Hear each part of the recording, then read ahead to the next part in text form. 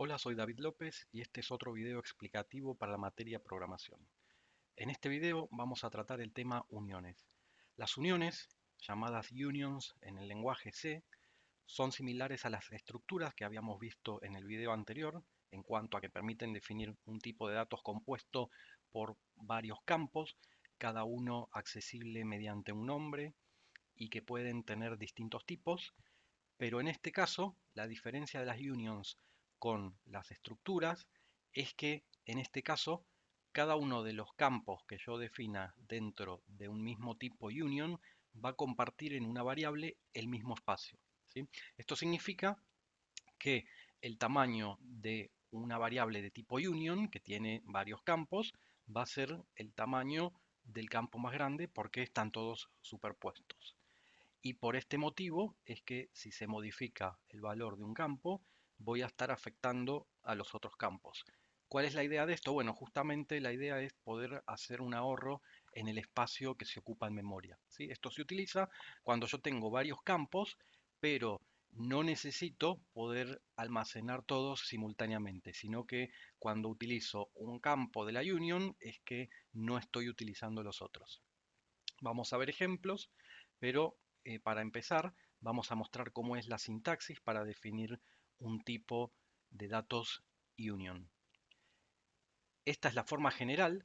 Tengo que escribir primero la palabra clave union, así como con estructuras escribía la palabra struct. Acá le voy a dar un nombre para ese tipo de datos de tipo union que estoy definiendo.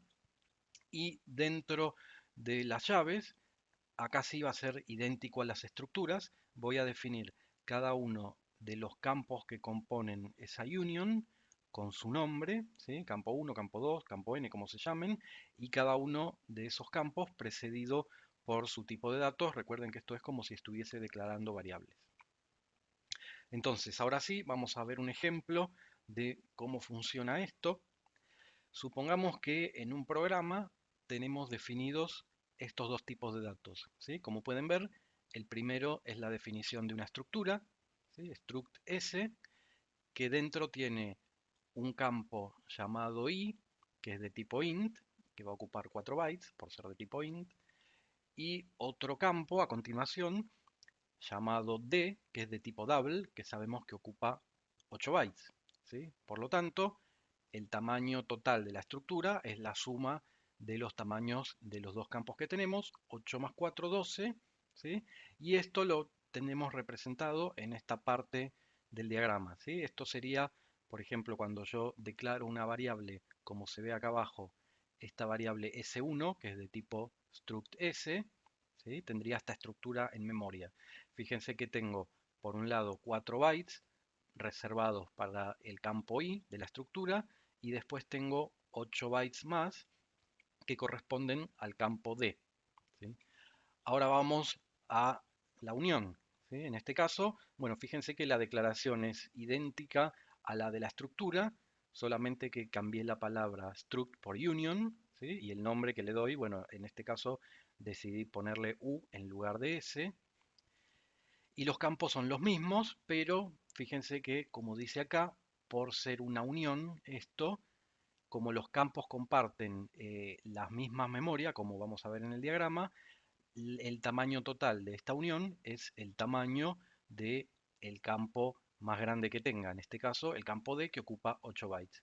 Entonces, si esto lo vemos en la representación esta, fíjense que acá tenemos representada la variable U1, que la declaré acá, que es de tipo union U, y fíjense entonces que los primeros 4 bytes se usan para representar el campo i, que es un int, y además, por otro lado, tenemos que esos primeros 4 bytes más otros 4 bytes más, que son necesarios porque necesito 8 bytes en total, se van a estar usando también para almacenar el campo D, ¿sí? Entonces, vamos a mostrar qué pasa cuando yo almaceno datos tanto en la estructura como en la unión, ¿sí? Entonces, fíjense, acá ya tengo estas dos líneas que lo que hacen por un lado es a la variable S1, que es la estructura, en el campo i yo voy a estar almacenando un valor entero, que es el valor 123, ¿sí? Entonces fíjense a dónde va a parar este 123, acá, ocupando estos primeros 4 bytes. Si ahora yo en el campo D le asigno este valor, ¿sí? Que es una aproximación del número pi, 3,141592, cuando se ejecuta esa línea, fíjense que se utilizan los 8 bytes subsiguientes para almacenar ese valor como un double. Digamos, otra similitud que tienen las unions con las estructuras es que en ambos casos, para acceder a los campos, tengo que usar el nombre de la variable y un punto seguido por el nombre del campo, ¿sí? Bien, entonces en este caso, bueno, en este caso lo estábamos viendo para las estructuras, pero fíjense lo que yo les decía recién, que para las unions es idéntico, ¿no? Fíjense que la forma de escribir es igual, solamente que cambié S1 por U1, que es el nombre de la variable de tipo union en lugar de la variable de tipo struct, ¿sí? Ahora, el funcionamiento es distinto, ¿sí? Cuando se ejecuta esta primera línea, donde asigno el valor 123 al campo i, bueno, se almacena en estos primeros 4 bytes, que hasta ahí podríamos decir que es igual que la estructura, pero fíjense luego qué pasa cuando asigno el valor este de pi a el campo d.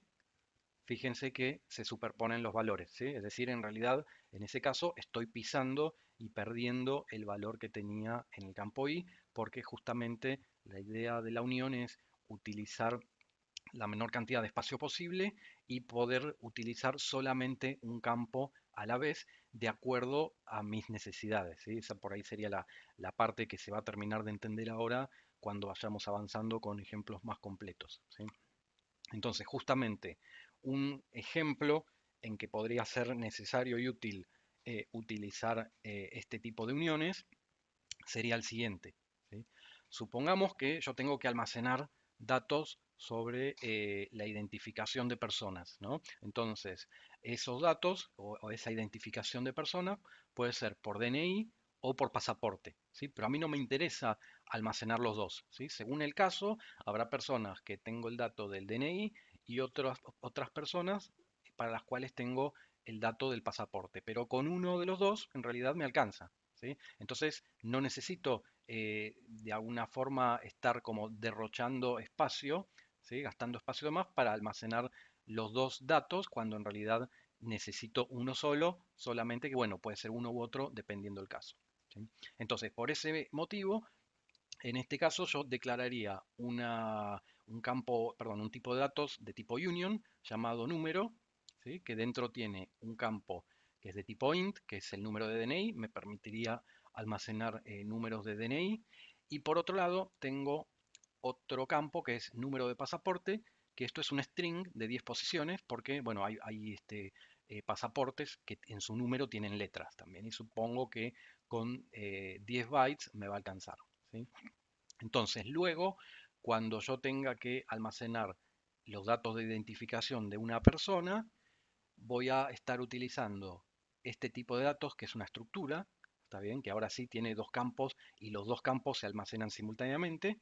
Uno va a ser este que es de tipo char, ¿sí? Que ocupa un byte, y lo voy a llamar tipo, ¿sí? Y puede almacenar, por ejemplo, la letra D para significar que lo que estoy almacenando es un DNI, o la letra P para significar que estoy almacenando un pasaporte, ¿sí? Y luego voy a tener un campo que va a ser, va a tener el nombre num y va a ser de tipo struct número, perdón, de tipo union número, que es este tipo de datos que había declarado acá, que recuerden entonces que en este campo, por ser de este tipo, voy a poder utilizar o número de DNI o número de pasaporte, pero nunca los dos simultáneamente, ¿sí? Entonces, un poco el resumen de esto que expliqué acá es que yo uso unions cuando no necesito almacenar, en este caso, ambos números simultáneamente, y esto es lo que me permite ahorrar 4 bytes, ¿sí?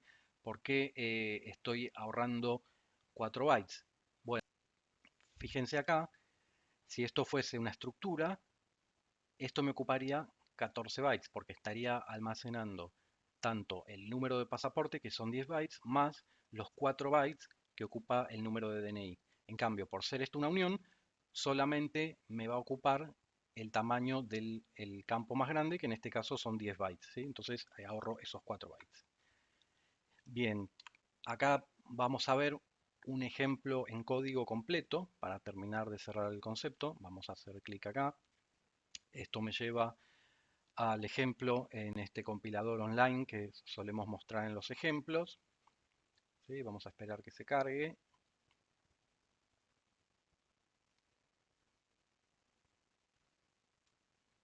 Mientras ajustamos un poco el tamaño.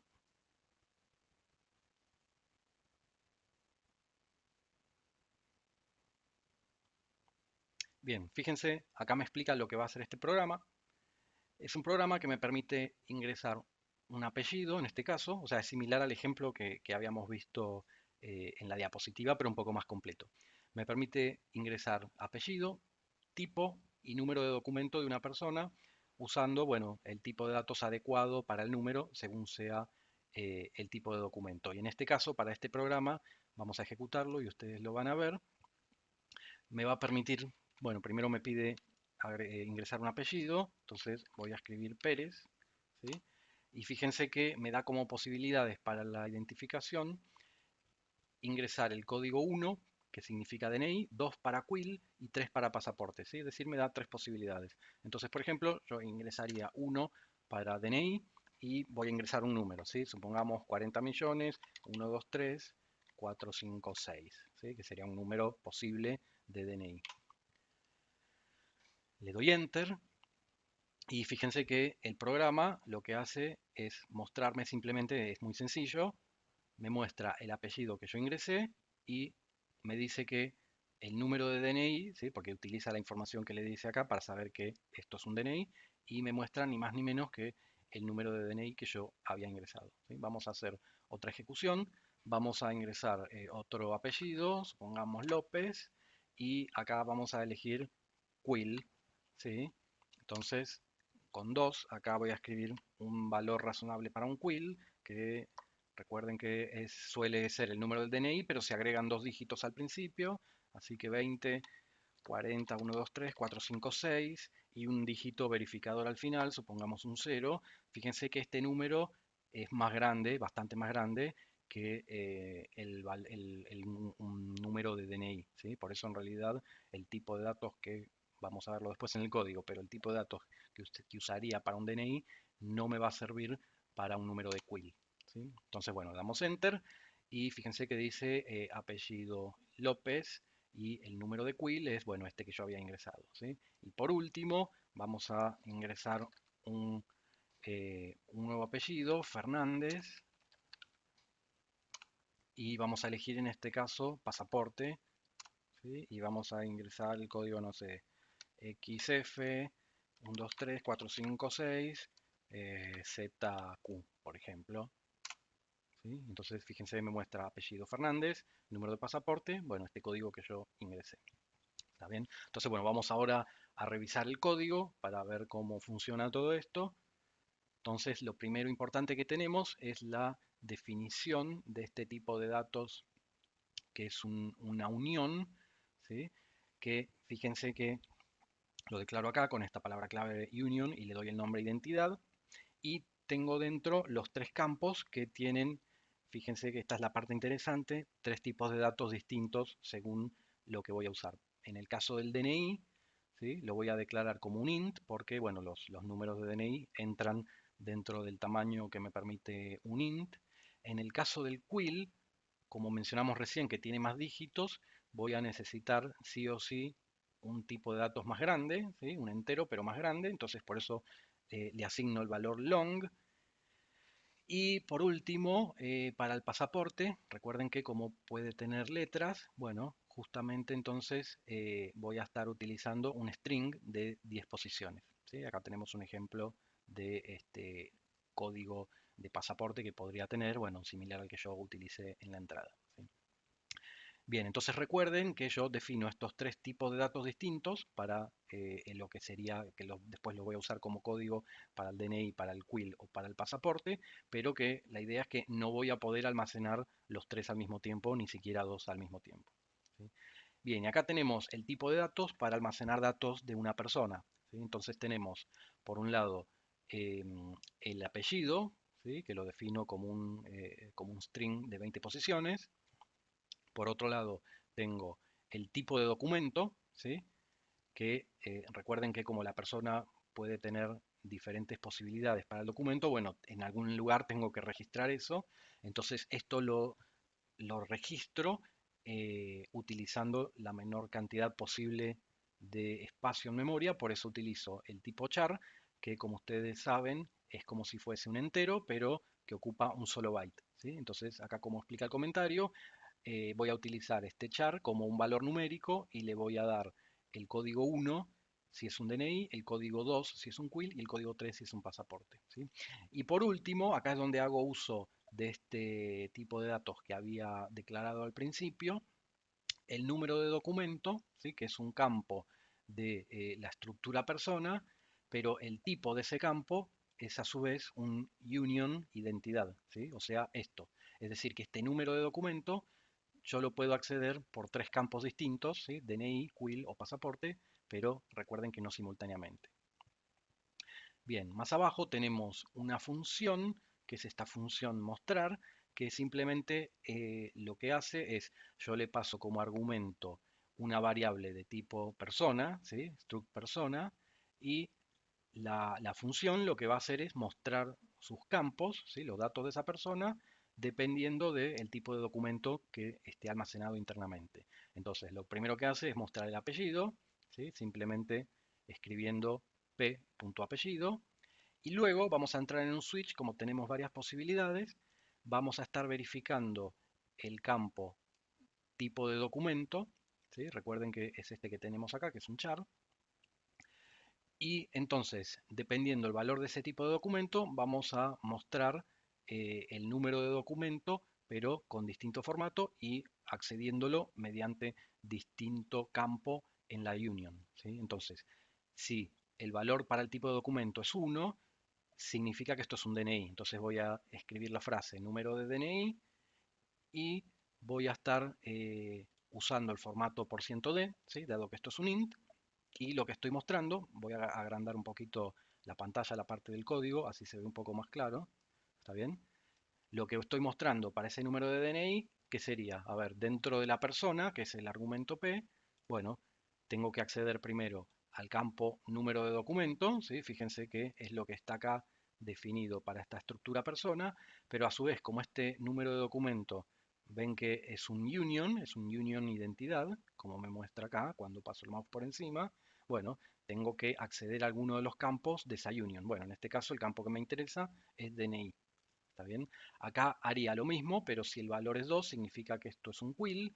Entonces lo voy a mostrar con formato %LD, que es para enteros grandes, enteros largos, o sea, long.